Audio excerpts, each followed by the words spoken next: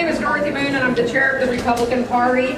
I'm very excited to be here. I think the last time I was here, I was running for Secretary of State. I did not win that position, but this is the best position I could have been in. It's unpaid. That's the only downside to it, but that's okay. The day I go and meet some of these presidential candidates at the airport, I'm going to be thrilled to death. Anyway, so what does it mean to be a Republican today? What it means, Darn, you timing me, I didn't get my thing going. I can. Thank you. Okay, what it means to be a Republican today: faith, family, and freedom. How many times have you seen that? A lot of us are Christian, and maybe you're not. Family is important to you. It's important to everybody. And what's happening with our kids today in school, what's happening to them at these transgender operations, what's happening to them with porn in the libraries.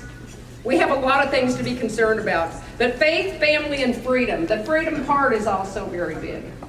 After the COVID situation where we were masked up, where we were being forced to get vaccines, I never got a vaccine and I never put on a mask. And they'll never force me to do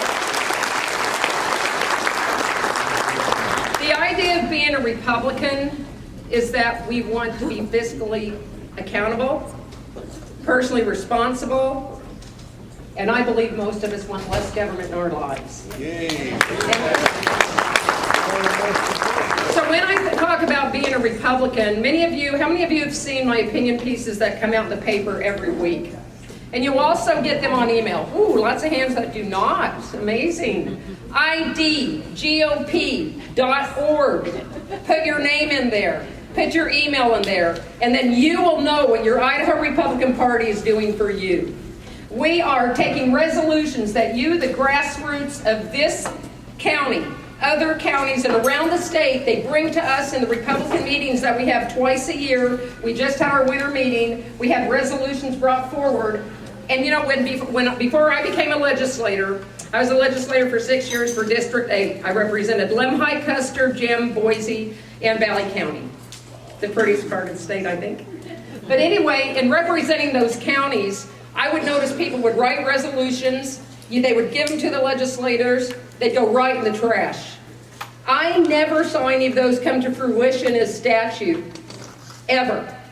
And I thought, why are we bothering meeting twice a year, spending your hard-earned money to drive to Coeur d'Alene or down to Idaho Falls or over to Boise and get in a couple of hotels for a couple nights for about $500 for the meals, when no one's listening to you? It drove me crazy. As a legislator, I couldn't believe it. And I served on before I became a legislator, as Legislative District 8 chair, and I served on the Resolutions Committee. So I was pretty much on the inside track there, watching what people wanted. And no one ever listened to us. Rarely. Unless you had a good legislator like Judy Boyle or Jason Allen. You know?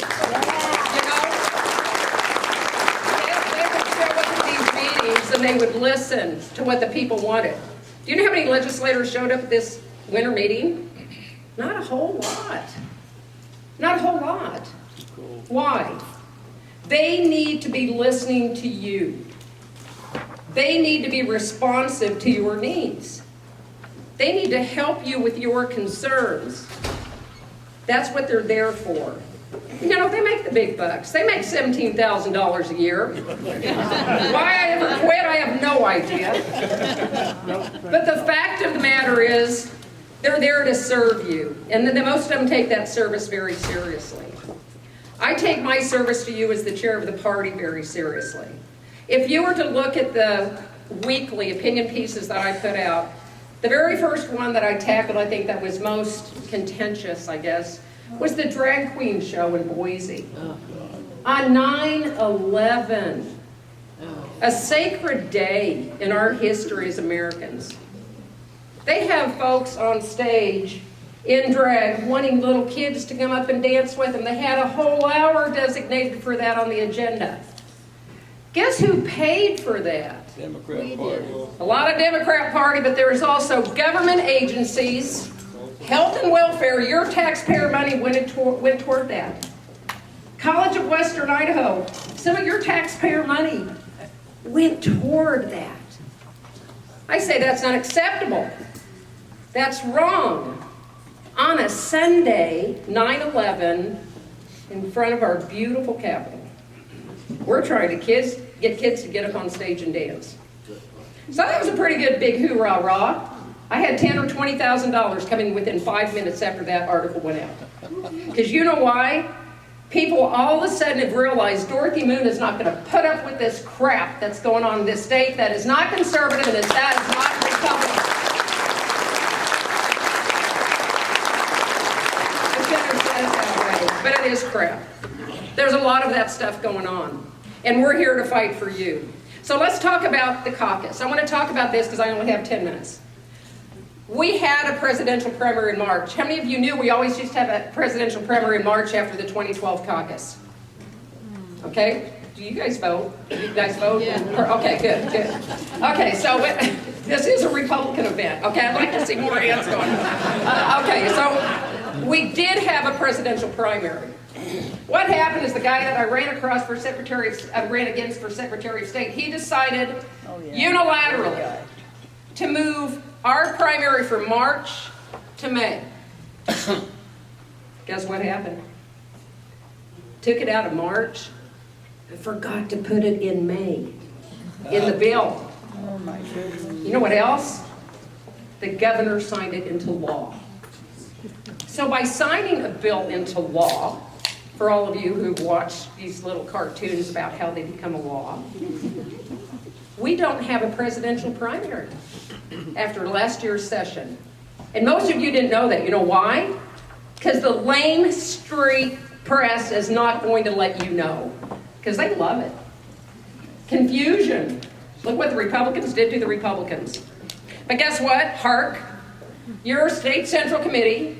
So in your county, you have a chair, state committee man, state committee woman, and a youth person. They meet. There's 229 of us total. And we meet and we decide on what we're going to do. Last summer in Chalice, oh goodness, Dorothy put the meeting in a place close to her house. I wanted to share the beauty of my old district. We had a great time, but we also decided as a state central committee that you all were going to have a caucus, or you would have had nothing. We have 32 delegates in this state. That's a lot. Guess how many, Nevada race is coming up? Nevada has 26 delegates.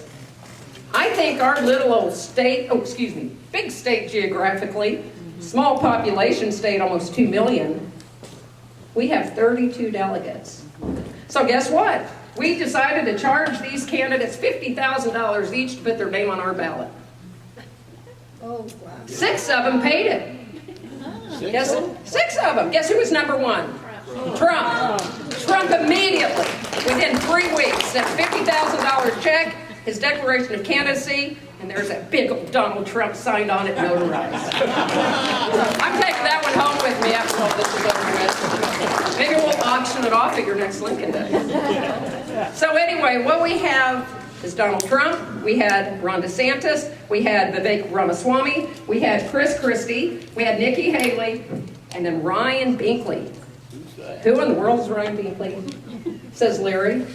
Ryan Binkley is from Texas. He's a CEO. He has a mega church with thousands of parishioners, and he's getting his message out. Young guy.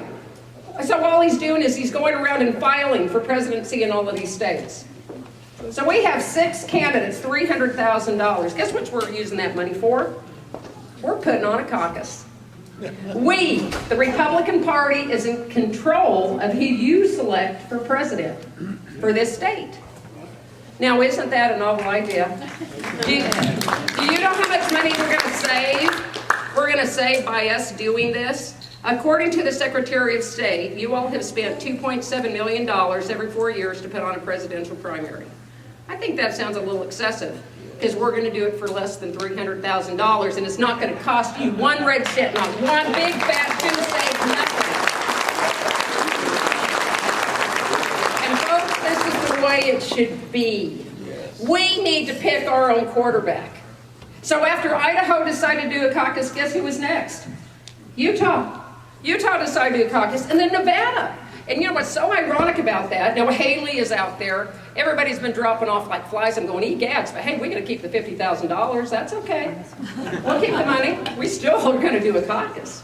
So anyway, Haley, everybody says, oh, she needs to drop off. And even Ron McDaniel, the head of the RNC, came out the other day. She needs to drop out. We need to get behind Trump. Well, you know, really, guys, it's kind of early. We could kind of let this play out a little bit. But anyway, so Haley, Nevada has a primary election in Nevada on the 6th. I can't remember the date. Anyway, it is coming up with the primary, and they also have a caucus 2 days later. Haley signed up for the primary. She didn't get on the caucus. Guess who determines there are 26 delegates?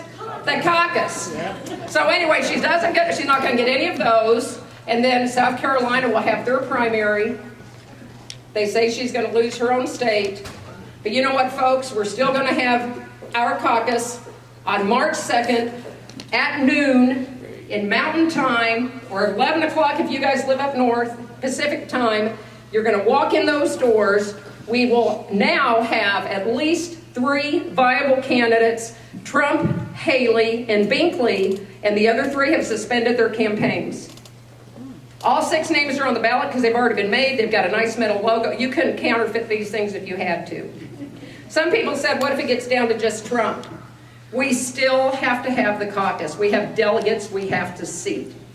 So when I get phone calls, well, I can't believe you're going to do this stupid caucus. Well, you know what, you guys? It's a party. You're going to show up and you're going to celebrate picking your own choice. So let's be grateful that you have the opportunity. Let's be grateful. Where are the PCs in this room? Please stand up. Every PC for Washington County, please. First, Washington County. Okay, these PCs are the folks who are going to be working your caucus. They're either caucus captains, caucus coordinators, or they're going to be helping you get registered on the poll books. You will have a poll book 2 weeks before the caucus happens. Thank you, you all. You guys are you're the backbone of this entire party. They're the good.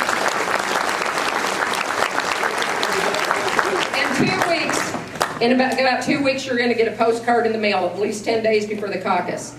On the postcard, it will say, Dorothy Moon, Stanley Community Building, be there at noon.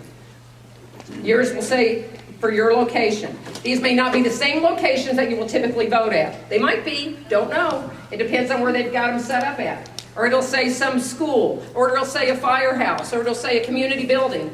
That is your building. If you move out of Washington County or whatever county you guys are from and move over to southeast Idaho, you've got to be back up in this Washington County to vote at that residence that you were located on December 31st. We got our list from the Secretary of State's office December 31st. That's where you're voting. Okay? All right. Dar's giving me the big fist. I've got to stop. I'll talk to you. If anybody has questions after the fact, if you're concerned or wanting to know where you need to go. But you guys, we're looking forward to our caucus. We were going to be on the map as a state that does care about who the next president of the United States is in this country. So thank you very much.